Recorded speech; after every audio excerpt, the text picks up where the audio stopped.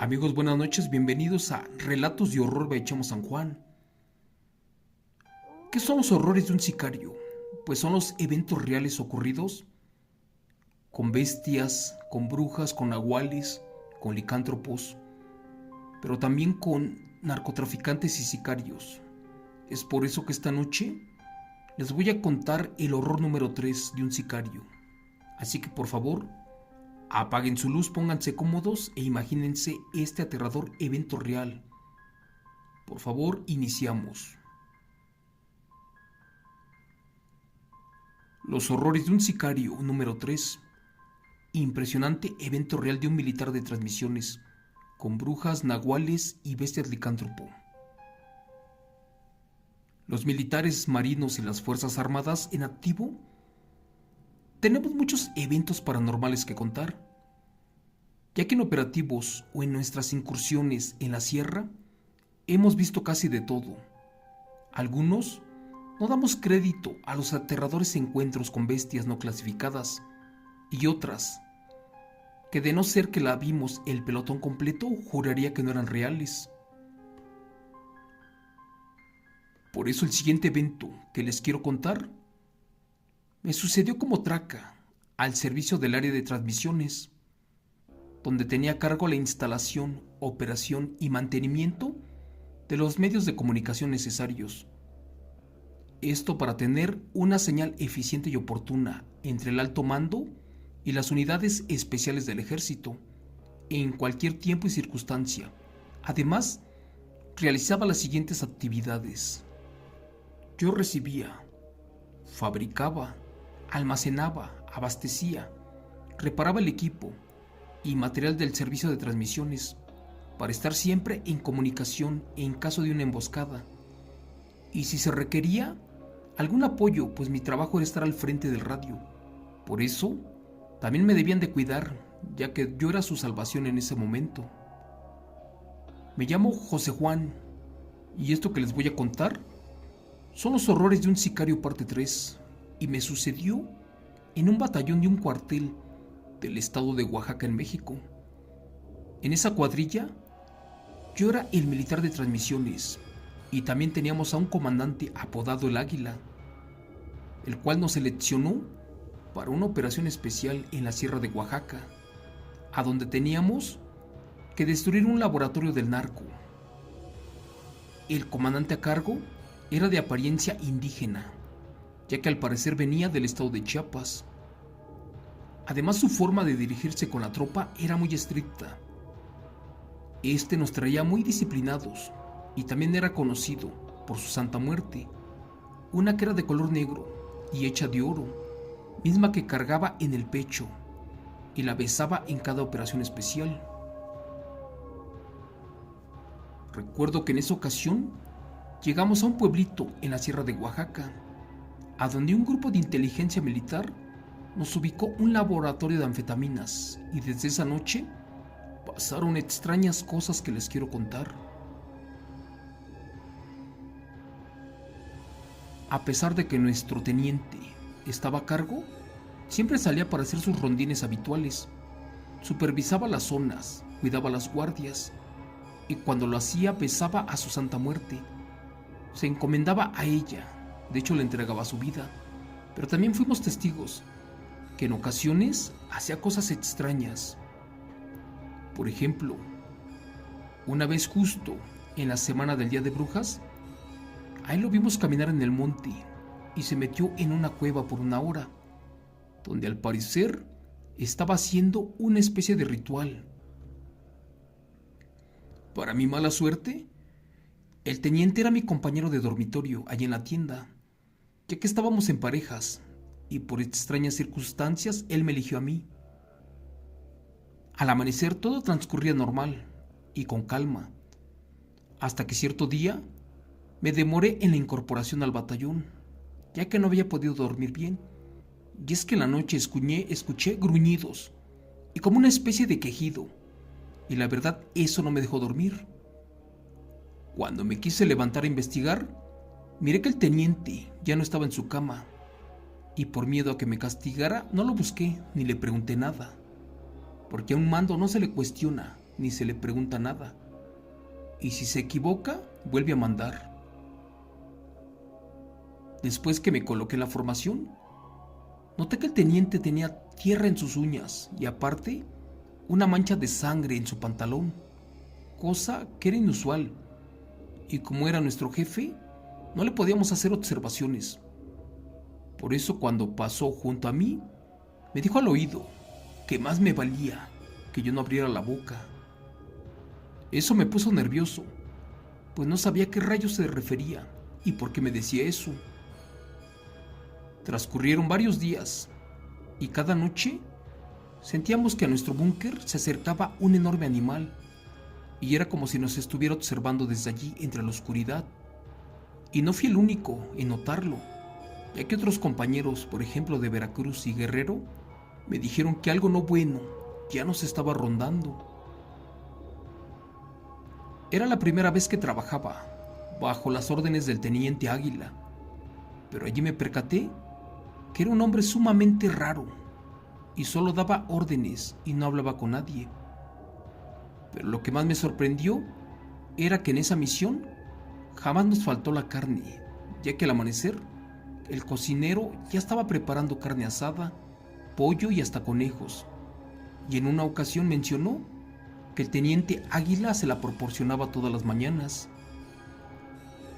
Como a la semana ya teníamos ubicado al laboratorio del crimen de los narcos, o de los sicarios como quieran llamarle, pero estos ya habían escapado, dejando un fuerte cargamento abandonado. Así que como responsable del radio, y por ser el traca del grupo, pedí órdenes para mandar la ubicación y para que se llevaran la carga decomisada. Solo que esa vez el teniente me indicó que yo no dijera nada. Así que como las órdenes se cumplen y no se discuten, pues cancelé la transmisión imaginando que algo no andaba bien. Para eso nos dio la orden de dejarlo solo con un sargento y que todos nos regresáramos al búnker. Obedecimos y de allí nos volvimos a incorporar. ¿Y qué creen? Que la carga de los narcos desapareció en ese momento. No supimos quién la recogió ni para dónde se la llevaron. Como a la semana de estar allí, cierta noche que me disponía a descansar, porque habíamos caminado mucho en la mañana, recuerdo que como a eso de las 3 de la madrugada, un fuerte ruido me despertó, y era como si un felino estuviera devorando a algún animal en la oscuridad, pero con una hambre voraz. Y al escuchar cómo rechinaban sus dientes, creí que se nos había metido un lobo, pero no era así. Asustado salté de la cama y tomé mi arma de cargo. Caminé entre la oscuridad, volteé y miré la cama del comandante que estaba vacía, pero curiosamente había un olor como a perro mojado impregnado en el ambiente. Al observar, miré para el monte y vi que entre la oscuridad estaba mi teniente, pero este se veía muy extraño. De hecho, parecía que estaba devorando algo ahí entre los árboles. Así que sin hacer ruido, me acerqué lo más que pude. Creí que era sonámbulo o que se estaba convulsionando, pero no. Dios mío, ¿cuál fue mi sorpresa? Que cuando este hombre estaba allí, cerca de los árboles, con horror miré que le estaba abriendo la panza a un jabalí y le estaba bebiendo la sangre. Así como lo escuchan, estaba pasmado, porque el teniente no parecía humano, de hecho caminaba como bestia, y no paraba de devorar a ese pobre animal, y en minutos dejó solamente los huesos. Traté de explicar que algo no estaba bien en mi mente. Creí que estaba soñando, pero no, o que el cansancio me estaba dominando. Pero ese era mi teniente. Él tenía las manos muy fuertes y llenas de vellos. Además, parecía que traía uñas, unas que parecían navajas. Su cara estaba casi deformada y se parecía más a la de un perro. Pero también se le veía una especie de cola pequeña. Este hombre no razonaba, y gracias a Dios que no volteó al verme, y no paró hasta terminar con su presa. La verdad, yo nunca creí lo que decían de él. Y no paraban de decir que hacía cosas malas y rituales con los animales, y que después él se convertía en uno. Pero también había rumores de que era un nahual, una bestia híbrida, pero de los malos, porque se convertía en un enorme perro negro, esto por culpa de los narcos y de los sicarios. Yo no creía nada de lo que contaban mis compañeros hasta que no lo viera con mis propios ojos, pero allí comprobé que todo era real. Esa noche fui testigo de cómo le estaba cortando la cabeza a un lechón, y también se comía su carne, y aparte se bebía su sangre, y claramente observé otro día cómo le abría el estómago a otro animal, y después le metía algo. La verdad, cada noche estaba pasmado. Una vez quise usar mi arma de cargo, pero esta se encasquilló, y solamente se escuchó el golpecito. Para eso retrocedí hacia atrás, tratando de despertar a mis compañeros, pero también los de la guardia estaban dormidos. Yo no sé qué pasaba. Una noche mi respiración era tan agitada que pensé que me desmayaría del susto. Cuando di la media vuelta tropecé con algo que no había visto bien, e hice un poco de ruido, y lamentablemente aquel animal volteó al verme, y salió apresurado y se escondió en el monte. A eso de las 5 de la madrugada, sentí cuando llegó bruscamente y me amenazó para que yo no contara nada y no le dijera nada a nadie de lo que había visto, porque si no, yo sería el siguiente en ser devorado. Les contaré que esa noche yo ya no quería estar allí, ni mucho menos compartir el dormitorio con esa bestia. Yo no pude conciliar el sueño, me comportaba de una forma extraña. Tenía miedo de lo que pasó, pero también no podía delatarlo, porque acabaría conmigo. Por eso les dije a mis compañeros que si podíamos cambiar de dormitorio, pero nadie quería estar con él. Habían cosas que yo no entendía. Para empezar, ¿por qué dejaron el laboratorio los narcos abandonado? ¿Y cómo es que sabían de nuestra presencia? Pero esa respuesta me llegaría pronto. Pasaron más días y mejor opté por enfocarme en lo que yo hacía. Y cuando coincidíamos junto con el teniente en la tienda, yo me salía para no estar cerca de él, pero por más esfuerzos que yo hacía, mis compañeros se dieron cuenta de que yo me escapaba de él y que le tenía miedo, y empezaron con sus bromas. Estaba entre la espada y la pared. Claro que yo no podía contarles nada, y la verdad, yo sería el siguiente a fallecer devorado por esa bestia nahual. Con horror les confieso que dormía con mucho miedo, pues tenía temor de que algo me pasara y de que ya no despertara. Para eso transcurrieron más días, y el teniente salía al caer la noche y regresaba con animales para la comida. Y también seguía con sus cosas extrañas y raras, porque de nuevo, cuando estaba iniciando mi guardia, miré una vez salir a un perro negro, pero grandote. Cuando terminó, juro por Dios, que ya estaba de regreso con un par de gallinas, esto cuando terminó mi guardia. Cierta noche, cuando me disponía a descansar, de repente me tocaron fuertemente la puerta de la tienda. Eran los compañeros que buscaban al teniente.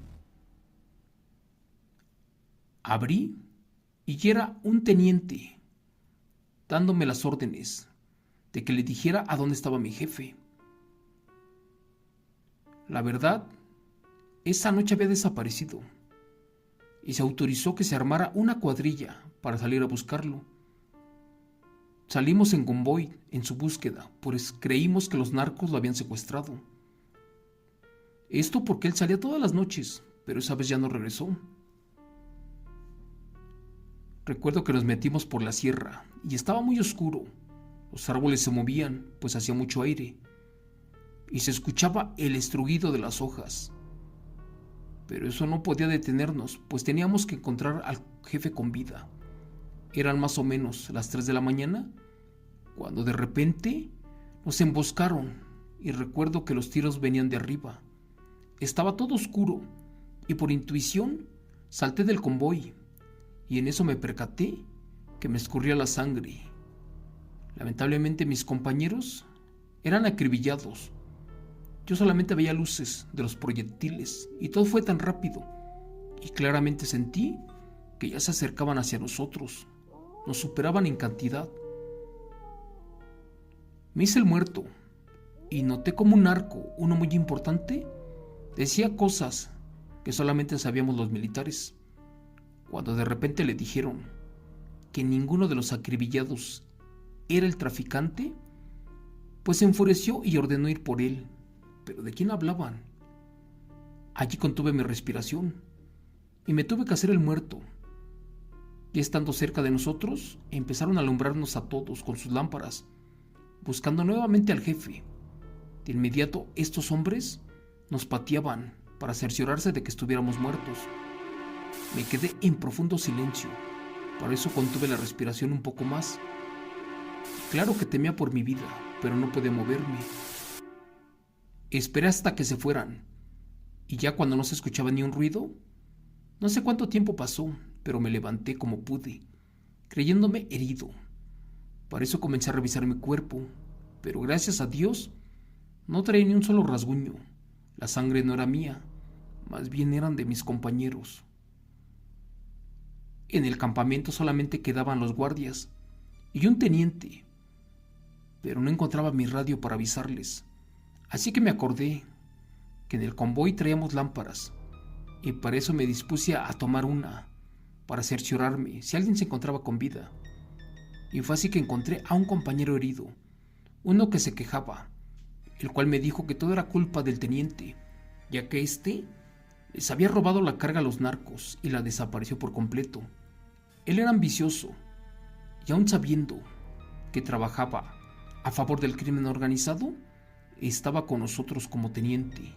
Estaba enrolado en el ejército. Al escuchar eso de inmediato, tomé la radio del camión y hablé para la base pidiendo apoyo. Y gracias a Dios, no tardaron mucho en llegar y nos auxiliaron allí en la sierra. Cuando arribó la ayuda, de inmediato se dispusieron a levantar los cuerpos de los compañeros caídos. Avanzamos de inmediato al búnker, pero el apoyo ya era demasiado tarde. Allí al arribar encontramos al teniente Águila tirado. De hecho nadie podía creer o daba crédito de lo que estaba sucediendo, pues a él lo encontramos de una forma horrible. Al pobre le habían desprendido toda la piel del cuerpo. De hecho, le habían quitado hasta la de la cara. Era algo sumamente aterrador, algo que nunca podré olvidar, pues quedé perturbado con tan macabra escena, y la verdad solamente olía a muerte. Traté de entender quién rayos hizo eso y por qué. Al parecer no tenía ningún disparo en la cabeza, solamente traía clavado un machete a la altura del pecho. Por eso le provocaron tan aterradora muerte. Era como si éste hubiera tratado de defenderse, porque tenía rasgos de que les costó mucho acabar con él.